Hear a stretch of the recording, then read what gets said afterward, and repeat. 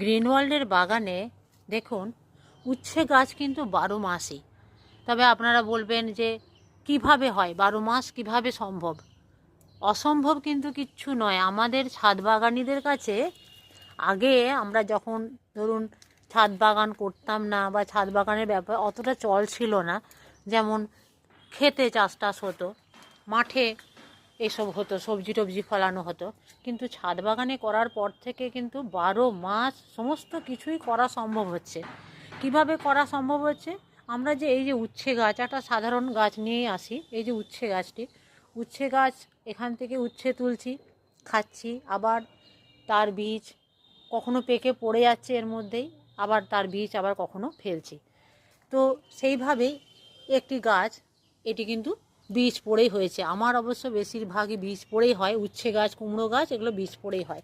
তো দেখুন এই যে শীতকালে যেমন বেগুন খেতে, বেগুন ভাজা, বেগুন ভর্তা, বেগুন পোড়া, এই সমস্ত খেতে যেমন ভালো লাগে, তেমনি কিন্তু উচ্ছে ভাজাও কিন্তু খুব ভালো লাগে শীতকালে। আর এই উচ্ছে গাছটি যদি 12 মাসই আপনারা পেতে থাকেন, দেখুন কতগুলি জালি এসছে এই ছোট্ট গাছটিতে। এই দেখুন এখানে একটি এসছে, আবার এই যে দেখুন পর এখানে এসছে, এই যে দুটো পর। তো আবার এই গাছটিকে ঝাপঝুপো করতে গেলে কি করব? এই যে একটু ডগা কেটে দেবো। ডগাটি একটু কেটে দিলে কি হবে, এদিক ওদিক থেকে সমস্ত ডাল বেরিয়ে যাবে। আর বাড়িতে যত্ন বলতে আমরা কি করি, আমরা কিন্তু কোনো কীটনাশক আলাদা করে কেমিক্যাল তো দিই না। এর মধ্যে এই যে দেখুন, এই যে পাতাটা একটু দেখাচ্ছে পোকা পোকা, তো সেই রকম পাতাটা আমি ফেলে দেব। আর নিম জল তো মাঝে মাঝে দিতেই থাকি।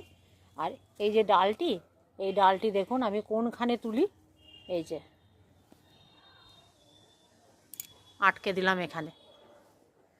গাছের যত্ন বলতে আলাদা কিছুই নয়, যদি একবার সাহস করে গাছ লাগাতে শুরু করেন, দেখবেন যে অসম্ভব কিছুই নয়। এই যে দেখুন বালতিটিতে পুরো এই আকর্ষণ টেনে নিয়েছে, এই যে।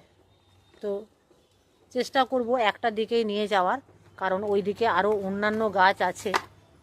আর এমনি যত্ন পরিচর্যা বলতে কিন্তু একটু খোল জলটা কিন্তু অবশ্যই দিতে হবে মাঝে মাঝে, তাহলে খুব ভালো হয়। আর সবজি পচা তরল সার। আজ রাখি, কেমন লাগলো ভিডিওটি জানাবেন, কমেন্টে জানাতে কিন্তু ভুলবেন না, সাবস্ক্রাইব করবেন।